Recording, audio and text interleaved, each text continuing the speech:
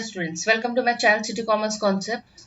So students, we begin the next form or types of public sector enterprises, that is government companies.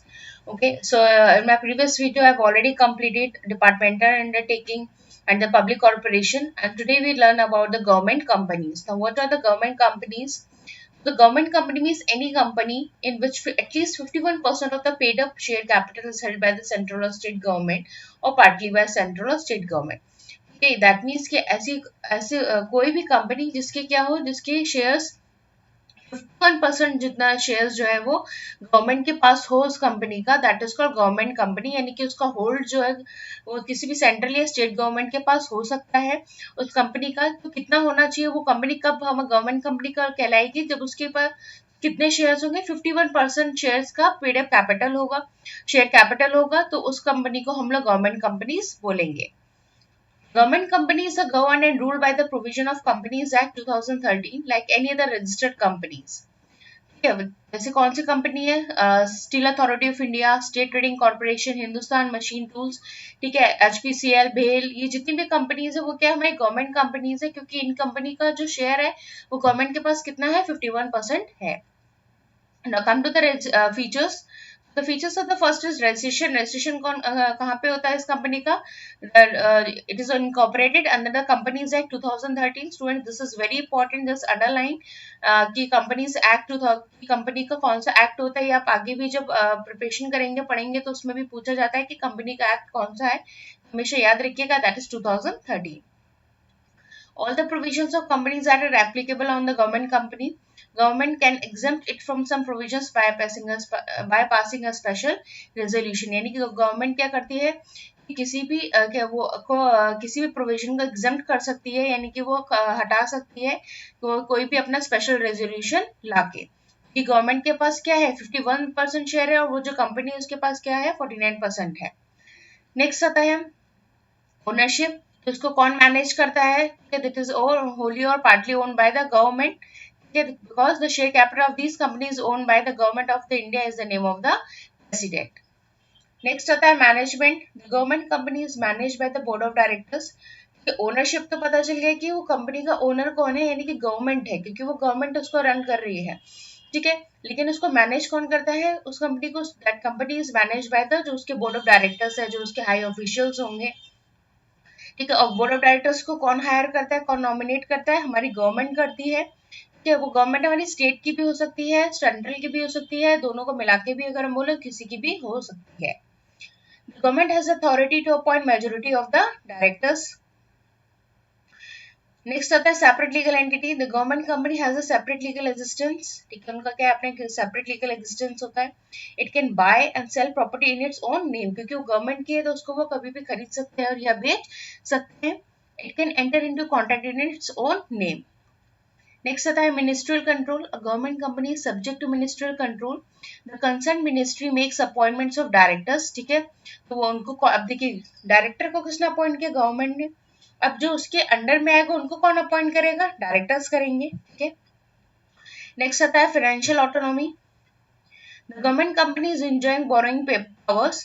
It can raise capital by issue of various securities. It is free to use its revenue for the growth and expansion of the company.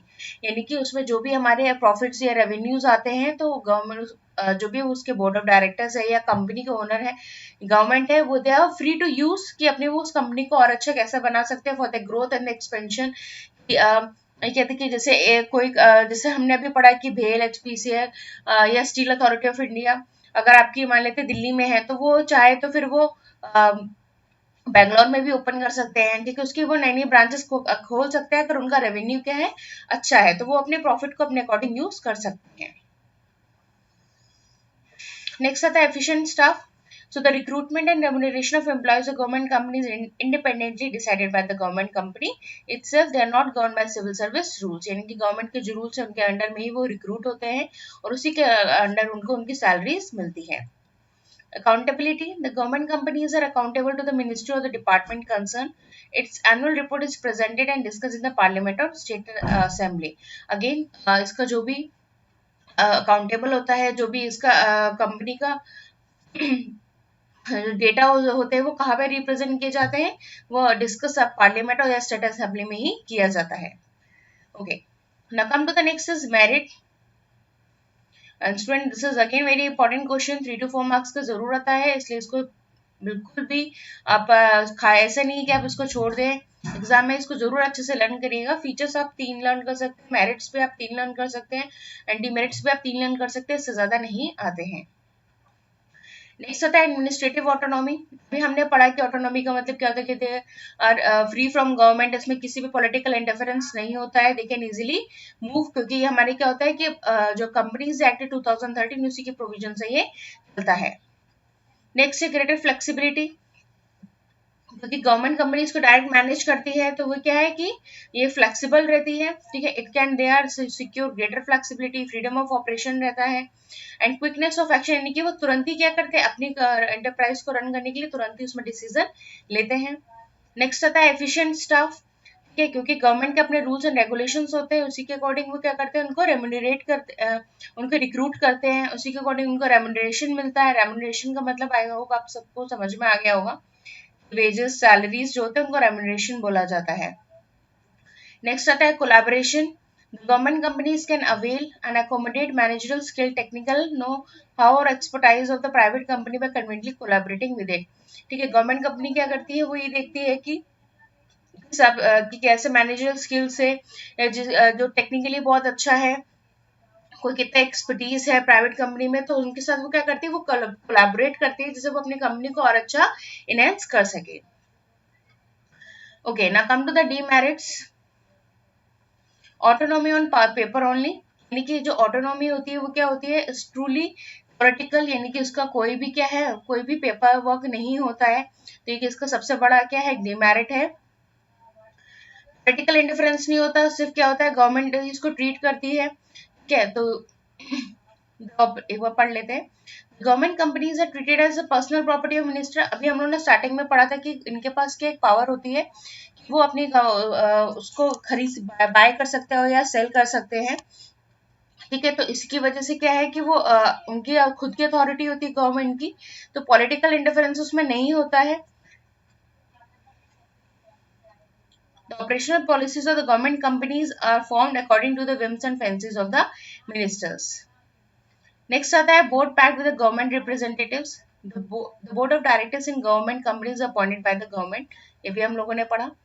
So these directors always try to please the government, यानी कि इनको हमेशा क्या करना पड़ता है, जो board of directors है इनको गवर्नमेंट ही अपॉइंट करती है, इसके लिए हमेशा उनको ही प्लीज करना पड़ता है, यानी कि क्योंकि they are the basically owner of a company, okay.